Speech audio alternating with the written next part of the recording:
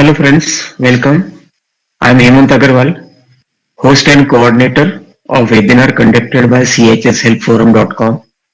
This website is specifically relating to various issues that can be experienced in cooperative housing societies and will benefit both the managing committee and the housing society members.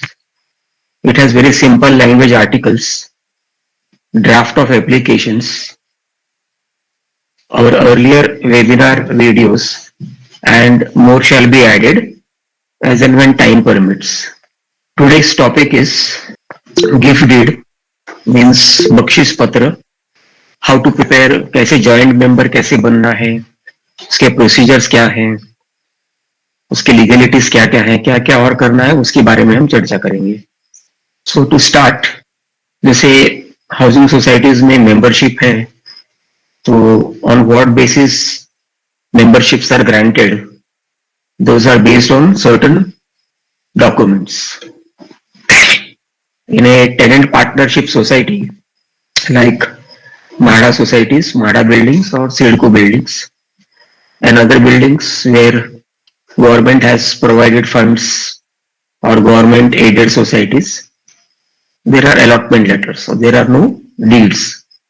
And in private societies like made by builders or by resale, then you need to have what is called as either a sale deed or a gift deed or a release deed or a settlement deed or a court order or a sale certificate. जैसे auction में property लिया तो वहां से they give you what is called as a sale certificate. It may be through an auction, it may be through a, अगर वसीयत है तो प्रोबेट, वसीयत नहीं है तो लेटर ऑफ एडमिनिस्ट्रेशन, या तो कोई कोर्ट डिग्री हो, और एक और डीड है that is called partition deed. So you can have a partition deed also. So I just repeat this basic thing. Gift deed can be made only for self acquired property. आपके खुद के नाम पे जो property है आज के दिन पे आप सिर्फ और सिर्फ उसी का गिफ्ट कर सकते हो. पार्ट गिफ्ट कर सकते हो या पूरा गिफ्ट कर सकते हो या कुछ सर्टन रेशियो गिफ्ट कर सकते हो. 1% से लेके 99% तक आप गिफ्ट कर सकते हो, आप 100% भी गिफ्ट कर सकते हो. Self acquired property means acquired through sale deed और गिफ्ट डीड और release deed or settlement deed or partition deed, or by sale certificate during auctions, or if there is a will then through probate, if there is no will then through letter of administration, or if there is a court litigation going on then through a court decree. जो gift देने वाला है उसको donor बोलते हैं, और जो लेने वाला है, जो रिसीव कर रहा है, उसको डोनई, DONEE, डोनी बोलते हैं. So person making or giving away a gift is called donor, and person accepting or receiving gift is called donee.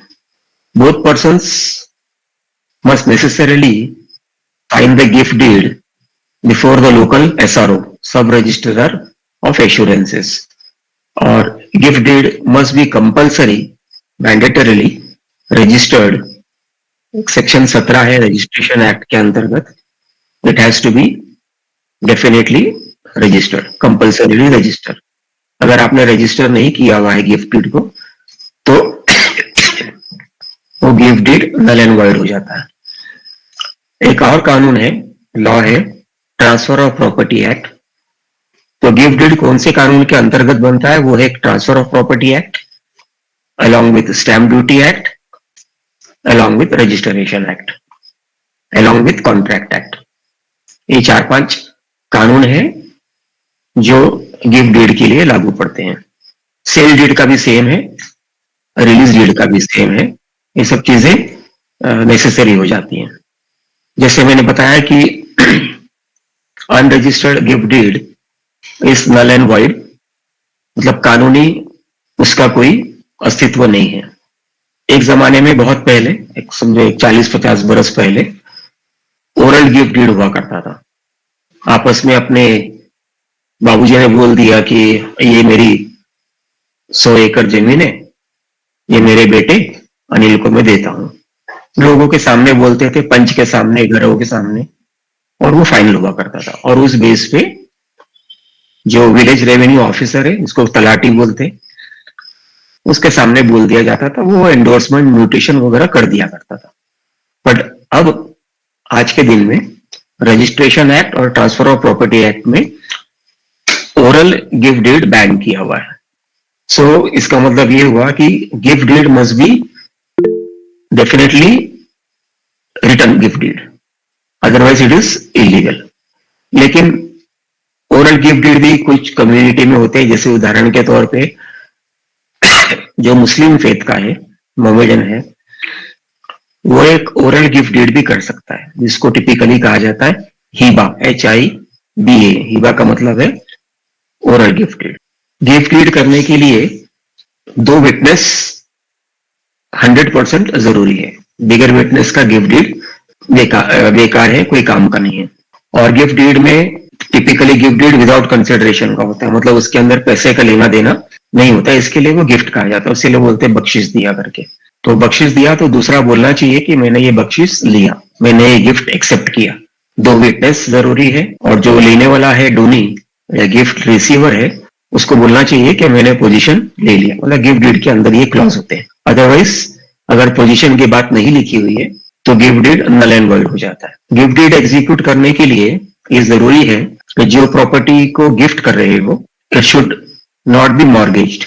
मतलब वो बैंक के पास में या और किसी इंस्टीट्यूट के पास में मॉर्गेज नहीं होना चाहिए, क्या कहते हैं उसे, लोन नहीं लिया होना चाहिए, प्रॉपर्टी के ऊपर लोन नहीं होना चाहिए।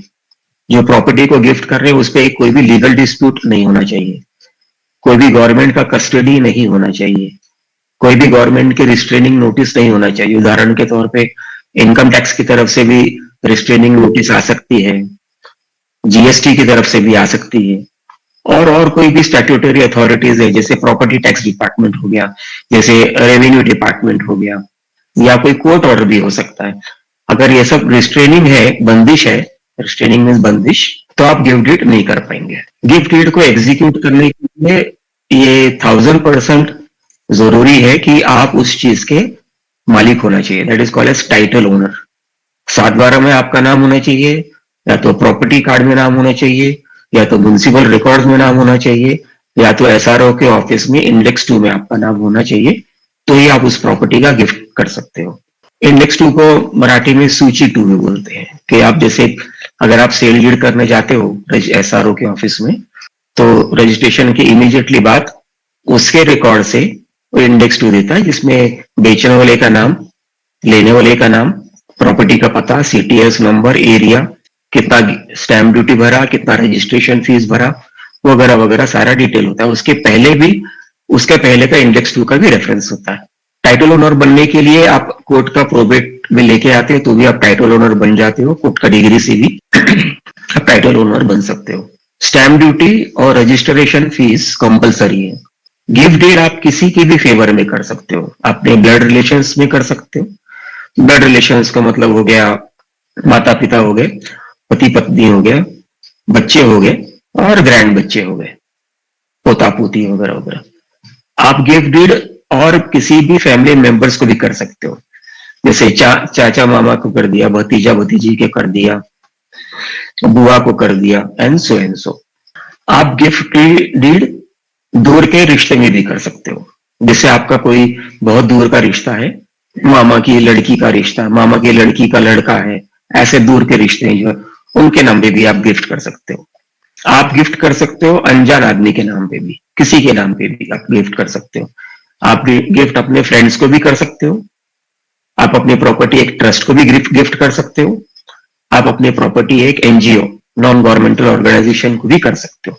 कई केस में क्या होता है कि आपने प्रॉपर्टी जॉइंट नेम से लिया हुआ है, मानो एक फ्लैट आपने जॉइंट नेम से ले लिया, मियाँ बीवी का फ्लैट है, और वो अपने दोनों बच्चों को अपना अपना हिस्सा गिफ्ट कर देना चाहते हैं, तो आप जॉइंट गिफ्ट डीड भी एग्जीक्यूट कर सकते हो।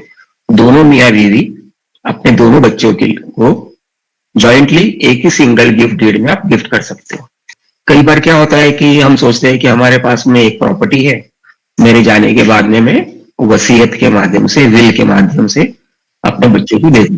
मेरे पास 4 बच्चे हैं, मेरी प्रॉपर्टी की कीमत 10 करोड़ रुपया है और मैं मेरी प्रॉपर्टी मेरे गुजर जाने के बाद में वसीयत बनाता हूं ताकि मेरी 10 करोड़ की प्रॉपर्टी मेरे 4 बच्चों के बीच में डिस्ट्रीब्यूट हो जाए। ये आप सोचते हो, विल बना दिया।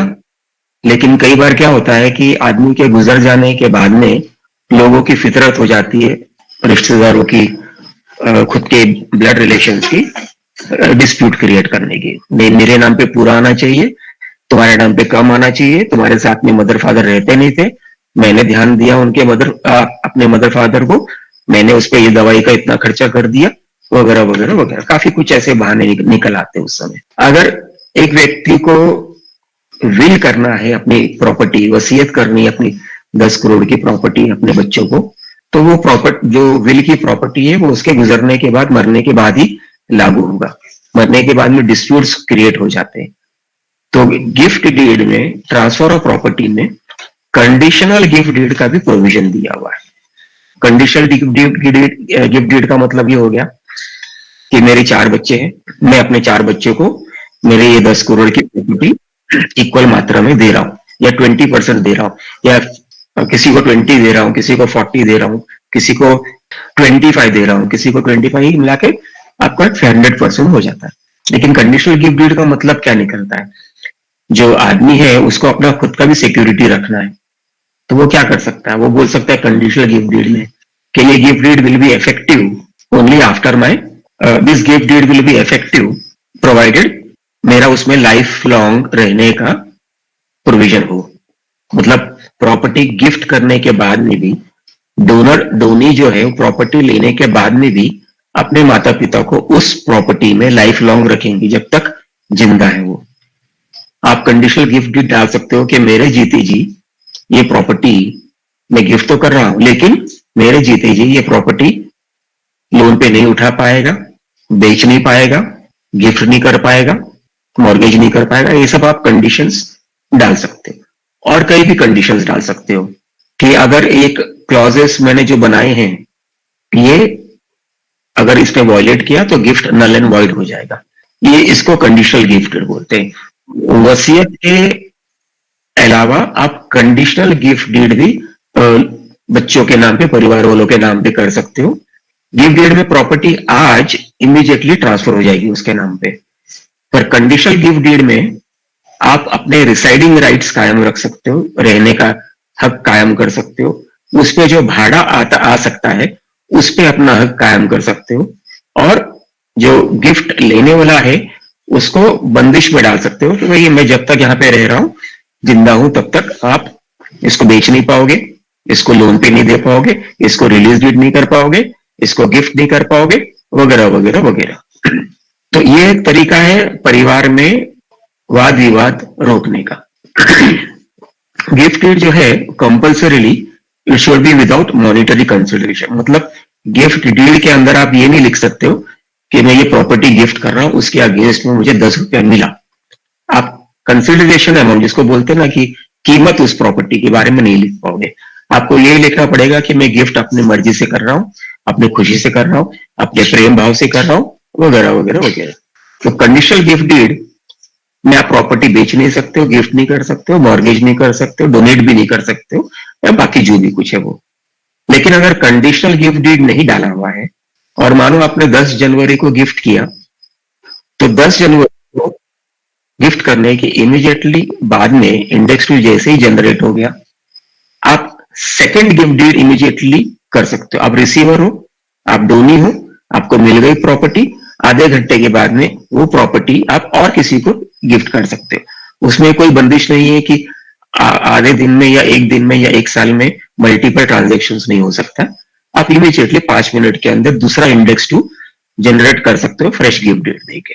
कई बार मियाँ बीवी के बीच में झगड़े हो जाते हैं, डिस्प्यूट्स हो जाते हैं, डिवोर्स की नौबत आ जाती है, या मेंटेनेंस की बात आ जाती है, और वाइफ हस्बैंड की प्रॉपर्टी पे क्लेम करता है, या हस्बैंड अपने वाइफ की प्रॉपर्टी पे क्लेम करता है। ये कई बार लिव इन रिलेशनशिप्स होते हैं, तो प्रॉपर्टी में क्लेम, बैंक बैलेंसेस में क्लेम, ये पहला स्ट्रेटेजी होता है ऐसे केसेस में।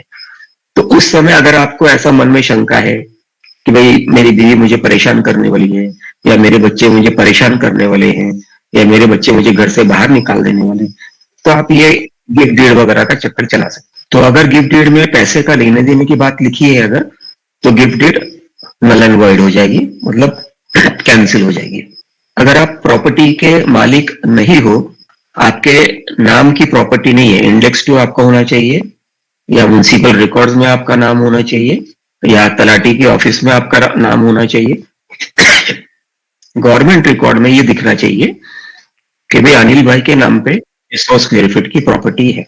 अगर ये है तो ही आप उसको प्रॉपर्टी को गिफ्ट कर सकते हो, नहीं तो आप गिफ्ट नहीं कर सकते हो। प्रॉपर्टी गिफ्ट करने के लिए कोई भी टाइप की प्रॉपर्टी हो सकती है, मूवेबल प्रॉपर्टी हो सकती है, आपका शेयर सर्टिफिकेट हो सकता है, डिवेंचर्स हो सकता है, बैंक बैलेंस हो सकता है, आपकी गाड़ी हो सकती है, आपका पेन पेंसिल ज्वेलरी हो सकती है, ये मूवेबल प्रॉपर्टी हो गई, इसको भी आप गिफ्ट कर सकते हो। और इमूवेबल प्रॉपर्टी में आपका बंगला हो गया, आपके खेत हो गए, आपके कुआं हो गया, आपका पहाड़ हो गया, वो सब आपका इमूवेबल प्रॉपर्टी में आ गया। भाड़े पे दी हुई प्रॉपर्टी, जैसे अभी कई बार ऐसा होता है कि आप पगड़ी सिस्टम में रह रहे हो, तो पगड़ी सिस्टम में टाइटल ओनरशिप मकान मालिक के पास में, आपके पास पगड़ी पावती है, टेनेंट रिसिप्ट है, रेंट प्रॉपर्टी की रिसिप्ट है, तो उस प्रॉपर्टी का गिफ्ट डीड नहीं हो सकता है, क्योंकि प्रॉपर्टी आपकी नहीं है। लेकिन आपके टेनेंसी राइट जो है, भाड़े पे वहां पे रहने का जो हक है, उसको आप गिफ्ट डीड कर सकते हो। जैसे अभी पिता है, तो पिता बोलता है कि ठीक है, मेरी प्रॉपर्टी चर्चगेट में मेरी 1000 स्क्वायर फीट की प्रॉपर्टी है, मेरा बच्चा यहीं पे रहता है, मैं अभी गांव में जाके रिटायर्ड लाइफ जीना चाहता हूँ, लेकिन अगर मैं यहाँ से छोड़ के बंद करके चला गया तो मकान मालिक मेरी प्रॉपर्टी जब्त कर सकता है, कानून में प्रोविजन है वैसा। तो वो टेनेंसी राइट, अपना टेनेंसी राइट, भाड़े में रहने का हक, आप गिफ्ट डीड के माध्यम से अपने बच्चों को आप दे सकते हो। हाउसिंग सोसाइटी में अलग अलग टाइप के मेंबर्स हैं, प्राइमरी मेंबर है, जॉइंट मेंबर है, प्रोविजनल मेंबर है, एसोसिएट मेंबर है। प्रोविजनल मेंबर का मतलब वो अपने नॉमिनी, तो नॉमिनी मेंबर, एसोसिएट मेंबर और प्रोविजनल मेंबर, क्योंकि इनके नाम पे प्रॉपर्टी टाइटल ओनरशिप नहीं होती है, इसके लिए नॉमिनी, एसोसिएट और provisional member gift deed execute नहीं कर सकते। Only natural persons can do gift deed. Natural person मतलब जैसे मैं हो गया, जैसे आप हो गए, आप नेचुरल पर्सन है, मैं नेचुरल पर्सन हूं। अभी नॉन नेचुरल पर्सन कौन कौन हुए, लीगल एंटिटीज हुए, जैसे कंपनी हो गई तो नेचुरल पर्सन नहीं है, वो एक संस्था चलाते हैं। एलएलपी हो गया, लिमिटेड लायबिलिटी पार्टनरशिप फर्म्स हो गए, पार्टनरशिप फर्म, ट्रस्ट हो गया, एनजीओ हो गया, एचयूएफ हो गया, ये गिफ्ट डीड नहीं कर सकते। इनको प्रॉपर्टी बेच देना है या ट्रांसफर कर देना है, तो उसके लिए सेल डीड के अलावा और उनके पास कोई ऑप्शन नहीं। सेल डीड या सेटलमेंट डीड या इवन पार्टीशन डीड, इन सम केसेस आप पार्टीशन डीड भी कर सकते हो। साधारण परिस्थिति में गिफ्ट डीड इरिवोकेबल है, मतलब गिफ्ट डीड कैंसिल नहीं कर सकते। लेकिन अगर गिफ्ट डीड सीनियर सिटीजन में बनाया हुआ है और सीनियर सिटीजन आपके माता पिता हैं, और गिफ्ट लेने के बाद में आपने अपने माता पिता को बोला कि भाई चलो अपना रास्ता नापो, ओल्ड एज होम में चले जाओ, यहां से निकलो, तो वो सीनियर सिटीजन ये इरिवोकेबल गिफ्ट डीड को रिवोक कर सकता है। सीनियर सिटीजन मेंटेनेंस एक्ट वगैरह का प्रोविजन लॉ है उसके अंदर, और हाई कोर्ट और सुप्रीम कोर्ट के कई इसमें जजमेंट्स भी है। गिफ्ट डीड को करने के लिए आपको मेडिकल सर्टिफिकेट की आवश्यकता नहीं है, लेकिन बशर्ते यह है कि देने वाला और लेने वाला दोनों एसआरओ के सामने उपस्थित होना चाहिए। एसआरओ मीन्स जहां पे आप अपना फ्लैट का रजिस्ट्रेशन करने जाते हो, स्टैम्प ड्यूटी और रजिस्टर्ड डॉक्यूमेंट करने जाते हो, उसको टिपिकली बॉम्बे शहर में अपन एसआरओ बोलते हैं, सब रजिस्ट्रार्स ऑफिस, सब रजिस्ट्रार्स ऑफिस या रजिस्ट्रार ऑफ सब इंश्योरेंसेस। तो बॉम्बे शहर में टिपिकली या पुणे शहर में एसआरओ कहा जाता है उसको।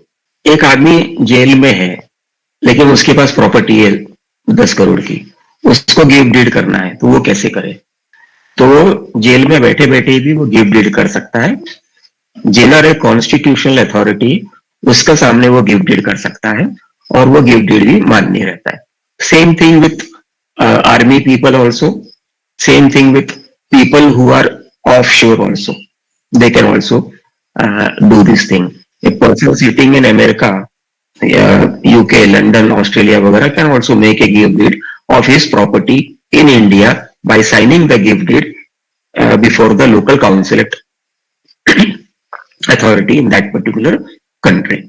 माइनर, माइनर मतलब 18 साल के नीचे का बच्चा अपनी प्रॉपर्टी का गिफ्ट डीड नहीं कर सकता है, उसके नाम पे खड़ी होनी चाहिए। जैसे मानो रमेश है 15 साल का और रमेश के नाम पे एक प्रॉपर्टी उसके पिताजी ने खरीद के रखी हुई है लेकिन वो माइनर है, तो प्रॉपर्टी खड़ी है, प्रॉपर्टी का नाम है रमेश शर्मा, माइनर, तो उसके खुद के नाम की प्रॉपर्टी है, वो गिफ्ट डीड नहीं कर सकता। और अगर उसका कोई लीगल गार्डियन है या लीगल रिप्रेजेंटेटिव है तो वो भी माइनर की प्रॉपर्टी को गिफ्ट डीड नहीं कर सकता। उसको अगर गिफ्ट करना है तो उसके सिविल कोर्ट के ऑर्डर लेने पड़ेंगे, या अगर प्रॉपर्टी बड़ी कीमत की है तो हाई कोर्ट के ऑर्डर लेने पड़ेंगे। काफी रीजंस दिखाने पड़ते हैं तब जाके वो सेल होता है। मेडिकल रीजंस हो गया, हायर एजुकेशन हो गया, नो अदर गार्डियन वगैरह हो गया, ऐसा कुछ भी हो सकता है उसके अंदर।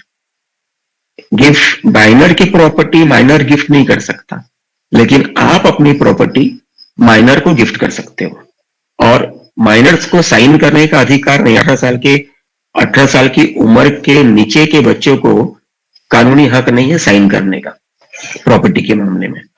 तो इसके लिए उसको एक लीगल गार्डियन अपॉइंट करना पड़ता है, जो या तो कोर्ट के माध्यम से हो या तो उसके माँ बाप नेचुरल गार्डियन के रूप में अपॉइंट होके, और वो माइनर के बिहाफ में साइन करेंगे। जिसे फॉर उदाहरण के तौर पे माइनर का नाम है रमेश और उसके पिताजी का नाम है अनिल। अनिल बोलता है कि मेरे बच्चे के नाते में ये प्रॉपर्टी खरीदता हूं, तो वहां पे रमेश का नाम लिखा जाएगा, लेकिन साइन करने वाला रमेश नहीं होगा, उसका पिता अनिल होगा, और वहां पे लिखेगा वो लीगल गार्डियन और बायोलॉजिकल फादर। एक बार माइनर के नाम पे गिफ्ट कर दी या माइनर के नाम पे प्रॉपर्टी खरीद ली तो माइनर की प्रॉपर्टी कोर्ट के ऑर्डर के बगैर आप नहीं बेच सकते। कई बार क्या होता है कि जैसे कपल्स में प्रॉब्लम्स हो गई और हस्बैंड के पास में अच्छा खासा प्रॉपर्टी है और उसके लगता है कि भाई मेरी बीवी या मेरा पति प्रॉब्लम क्रिएट करने वाला है और उसका बच्चा सिर्फ 5 साल का है, तो कई केस में क्या कर सकता है, वो दोनों में से एक की वो प्रॉपर्टी उठा के अपने बच्चे के नाम पे एक गिफ्ट डीड कर देता है, अपने आप को गार्डियन बता देता है, या तो अपनी बीवी के नाम, बीवी को भी लीगल गार्डियन बता देता है। तो प्रॉपर्टी तो बच्चों के नाम पे चलेगी, लेकिन इन दोनों जनों में से कोई भी जन उस प्रॉपर्टी को बेच के हड़प नहीं कर सकता। हड़प मीन्स खा पी नहीं जा सकता है वो। ये भी एक तरीका है प्रॉपर्टी को अपने फैमिली के अंदर बनाए रखने का। आप गिफ्ट डीड अपने पोते के नाम पे भी कर सकते हो।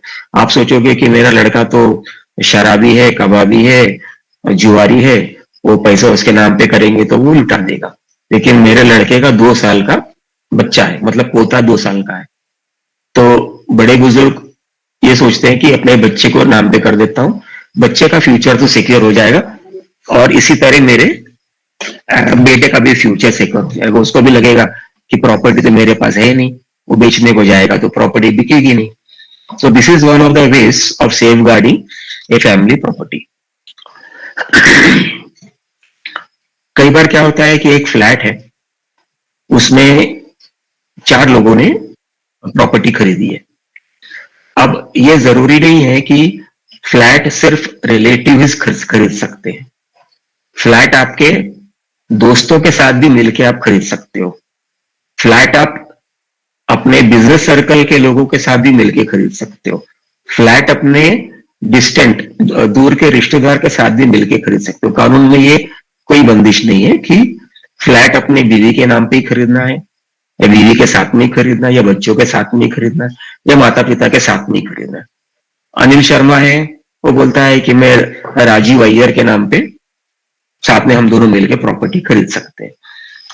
ऐसे केसेस में मानो एक फ्लैट लिया उसने 1000 स्क्वायर फीट का, तो अनिल शर्मा ने लिया जो नॉर्थ इंडियन है और राजीव अय्यर ने लिया जो एक साउथ इंडियन है, दोनों में फैमिली का ब्लड रिलेशंस वगैरह वगैरह कुछ भी नहीं है।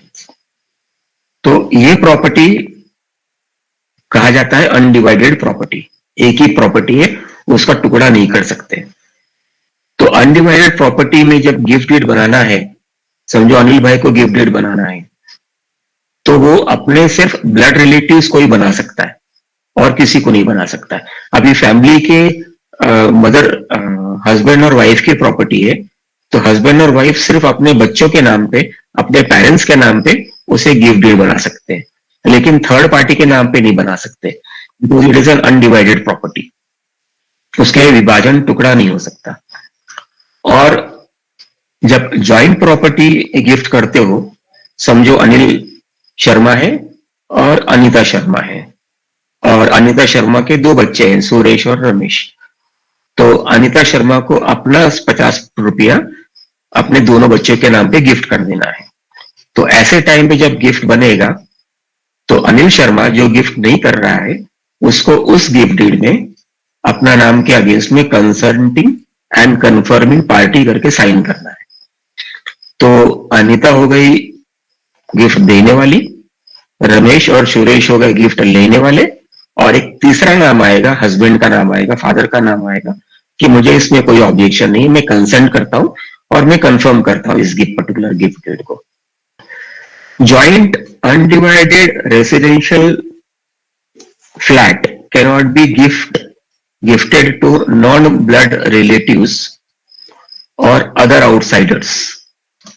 मैंने अभी आपको एक्सप्लेन किया कि अगर प्रॉपर्टी जॉइंट है और बाहर किसी को गिफ्ट करना है, बाहर वालों को, तो आप वो गिफ्ट नहीं कर पाओगे क्योंकि एक फ्लैट है, एक कॉमन दरवाजा है, 4 बेडरूम है, आप सोचोगे 2 बेडरूम आधा प्रॉपर्टी में किसी को गिफ्ट कर देता हूं, नॉन फैमिली मेंबर है, वो आके वहां पे नहीं रह सकता है। That is what is the essence of undivided property.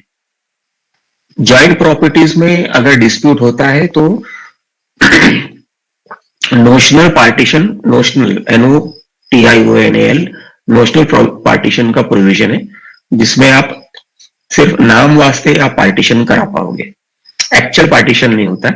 उसमें अब ये होता है कि भाई इनका हिस्सा 15% है, उसका हिस्सा 33% है, तो या तो आप पैसा दे के उसको छुट्टा कर लो या उसे बाय बैक कर लो, आइदर यू बिकम बॉट और यू बिकम बायर और you become the seller.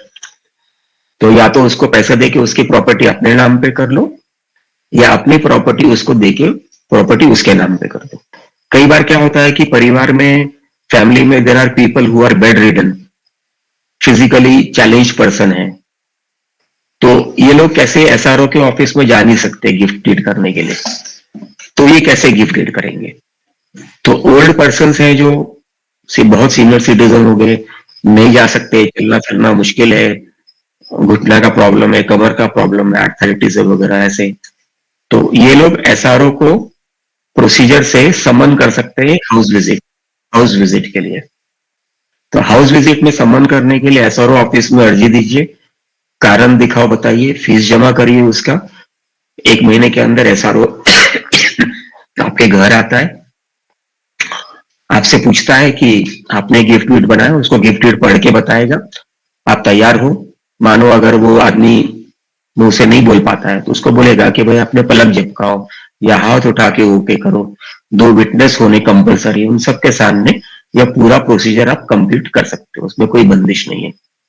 Conditional gift deed का मैं बता चुका हूं, 126 126 ट्रांसफर ऑफ प्रॉपर्टी एक्ट में आप कंडीशनल गिफ्ट डीड बना सकते हो कि मेरा इसमें लाइफ लॉन्ग इंटरेस्ट रहेगा, जब तक मैं जिंदा हूं तब तक मैं यहाँ पे रहने का अधिकार बना रहेगा, मेरा पोजीशन आपका है लेकिन रहने का अधिकार मेरा बना रहेगा, और ये प्रॉपर्टी अगर भाड़े पे गई तो इसका रेंट मेरे पास आएगा, लेकिन ये प्रॉपर्टी आप गिफ्ट नहीं कर सकते हो और मॉर्गेज नहीं कर सकते हो। मतलब वो प्रॉपर्टी को आप बैंक में जाके ये भी नहीं बोल सकते कि ये प्रॉपर्टी मेरे नाम पे है तो इसके ऊपर मॉर्गेज दे दो। और जैसे ही गिफ्ट डीड खोल के देखेगा कि ये सब सारे कंडीशंस हैं तो वो नल एंड वॉइड हो जाएगा। अगर कुछ एडजस्टमेंट करके उसने प्रॉपर्टी को मॉर्गेज कर भी दिया तो ये gift deed null and void हो जाता है। आप एलिनेट भी नहीं कर सकते हो कि ठीक है प्राइवेट पैसा उठा लिया और कर दिया, वो सब भी नहीं हो पाएगा। Conditional gift deed can be safely done during lifetime instead of executing will. अगर प्रॉपर्टी आपने डिसाइड कर ही लिया है कि मेरे 4 वारिसदार हैं, मेरी 4 प्रॉपर्टी है, मैं ये प्रॉपर्टी इसको देना चाहता हूँ या वो प्रॉपर्टी इसको देना चाहता हूँ, या मेरी एक ही प्रॉपर्टी है इसमें सबका हिस्सा होगा, इतना इतना हिस्सा होगा, अगर मन में आपने ये तय कर लिया हुआ है तो सबसे बेस्ट क्या है कि आज प्रॉपर्टी कंडीशनल गिफ्ट डीड के माध्यम से उसको दे दो। आपका उसमें खर्चा भी बहुत ज्यादा बच जाता है, आपका टाइम भी बच जाता है। जैसे प्रोबेट वगैरह करने जाओगे, लेटर ऑफ एडमिनिस्ट्रेशन लाओगे, या लीगल हायर के बीच में अगर कोई डिस्प्यूट होना है तो वो भी खत्म हो जाता है। ये सबसे बेस्ट टू बेस्ट ऑप्शन है कंडीशनल गिफ्ट डीड। और फैमिली में property disputes totally drop down हो जाती है। कंडीशनल गिफ्ट डीड में अगर कोई भी वायलेशन हुआ गिफ्ट डीड का, आप सारे क्लॉजेस डाल सकते हो, स्ट्रेटेजिक क्लॉजेस डालिए कि एक गिफ्ट डीड किस किस कंडीशन से बना हुआ, एक्सेप्ट पोजीशन। पोजीशन उसको देना देना है, दैट इज कंपलसरी। बाकी सब चीज के लिए आप बंदिश या कंडीशंस या रोक डाल सकते हो। आपने एक गिफ्ट डीड बना दिया, लेकिन आपको कुछ दिनों के बाद में लगा करे मुझे तो उल्लू बना दिया मेरे बच्चों ने, मेरे को झूठा बोल दिया या मेरे पर उल्टा प्रभाव डाल दिया, तो उस गिफ्ट डीड को रिवोक करना है आपको। रिवोक करना इन सेंस कैंसिल करना, ये बता के कि मेरा सिग्नेचर नहीं, ये फ्रॉड किया हुआ है, मुझे बेवकूफ बनाया गया, या ये मुझे डरा धमका के गिफ्ट डीड बनाया गया, ये मुझे ये बोला गया कि मैं तुम्हारा ध्यान रखूंगा, मैं तुम्हारे को कैश हर महीने इतने देता जाऊंगा, ऐसा कर लूंगा वैसा कर। ऐसे बहुत से केसेस है, बहुत से बच्चे करते भी हैं। तो अगर ये ऐसा लगता है तो आप गिफ्ट डीड रिवोक भी कर सकते हो। कानूनी जानकार है, डॉक्यूमेंट्री एविडेंस है, वीडियो रिकॉर्डिंग है, ऑडियो रिकॉर्डिंग है कि भाई लेने वाले ने आपको उल्लू बनाया, बेवकूफ बनाया, डराया धमकाया, तो आप ये कर सकते हो। अभी एंसेस्ट्रल प्रॉपर्टी, पुरखों की प्रॉपर्टी है जो एंसेस्ट्रल प्रॉपर्टी का मतलब लगभग ऐसा है कि आपकी वो प्रॉपर्टी परिवार में 4 पीढ़ी से होना चाहिए। मतलब आपके पिताजी, नहीं आप हो गए, आपके पिताजी हो गए, आपके दादा हो गए और आपके परदादा। तो अगर आपके परदादा ने वो प्रॉपर्टी खरीदी हुई थी, जैसे खेत वगैरह ऐसे ही होते हैं, एग्रीकल्चर लैंड, गांव में बंगले वगैरह, तो आप कर सकते हो उस चीज को। तो एंसेस्ट्रल प्रॉपर्टी को आप गिफ्ट नहीं कर सकते हो जब तक आपने उसको पार्टीशन नहीं कर दिया हो। तो पार्टीशन में ये होता है कि भाई ये मेरी एंसेस्ट्रल प्रॉपर्टी है, जितने भी हमारे वारिसदार हैं हमने ये तय किया कि भाई ये प्रॉपर्टी इसको जाएगी, वो प्रॉपर्टी उसको जाएगी, या हम उसकी प्रॉपर्टी मैंने खरीद लेता हूं, मैं उसको पैसा दे दिया। ये पार्टीशन डीड बनाना है आपको, या तो सेटलमेंट डीड बनाना है। सेटलमेंट डीड बनने के बाद में वो प्रॉपर्टी आपके नाम पे चढ़ जाएगी। जो प्रॉपर्टी एंसेस्ट्रल प्रॉपर्टी आपके इंडिविजुअल नाम पे चढ़ गई उसको बोला जाता है सेल्फ एक्वायर्ड प्रॉपर्टी।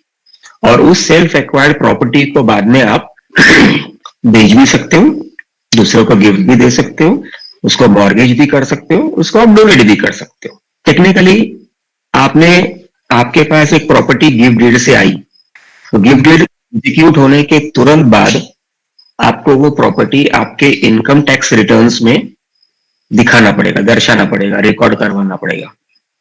आपने अगर नहीं किया तो डॉक्यूमेंट में वो प्रॉपर्टी आपके एसेट्स में नहीं दिखाई देगा।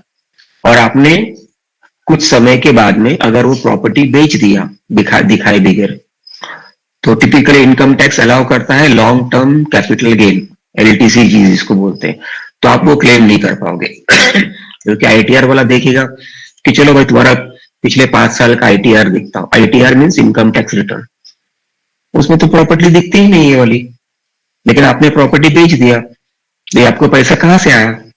तो जो बेचने वाला है वो बोलेगा अरे तो मेरे को गिफ्ट डीड मिला। तो बोला गिफ्ट डीड मिला तो इतना दिन क्यों छुपाया? इतना दिन में तुमको उसका क्या क्या प्रॉफिट आया, उसका क्या क्या भाड़ा आया तुमको? तो आप उसको जवाब नहीं दे पाओगे, तो उस समय आपको पूरा फुल टैक्सेशन लग जाएगा। तो ये एक ध्यान रखने वाली चीज है कि गिफ्ट डीड हुआ, इनकम टैक्स रिटर्न में उसका डिटेल दिखाओ। अगर सोसाइटी है तो सोसाइटी में एंडोर्समेंट करवाओ। अगर म्युनिसिपल कॉर्पोरेशन लिमिट में है तो म्युनिसिपल कॉर्पोरेशन लिमिट में एंडोर्समेंट करवाओ, म्यूटेशन कराओ, ट्रांसफर करवाओ। अगर गांव एरिया में है तो रेवेन्यू डिपार्टमेंट यानी कि तलाटी के ऑफिस में अपने नाम पे वो करवाना जरूरी है। अगर आपके पेरेंट्स ने आपको गिफ्ट कर दिया प्रॉपर्टी को और आपने उनको देखभाल बंद कर दिया है, सोशली मॉनिटरली, मतलब पैसे से लेना देना आप उनको मदद नहीं कर रहे, वो बेहाल हो गए या तकलीफ में है, या आप उनसे मिलने नहीं जाते हो, या आपने उनको दुखी कर दिया हुआ है, तो पेरेंट्स के पास अधिकार है सिंपली उस गिफ्ट डीड को रिमूव कर सकते हैं आप। Friends, we will take up today's question answer session. आपके जो भी प्रश्न होंगे वो सिर्फ आज के टॉपिक पर ही आप पूछिए। आपको जब प्रश्न पूछना है तो प्लीज आपके स्क्रीन पे एक हाथ का सिंबल है, आइकन है, उस पे आप क्लिक कर दीजिए and we will come back to you.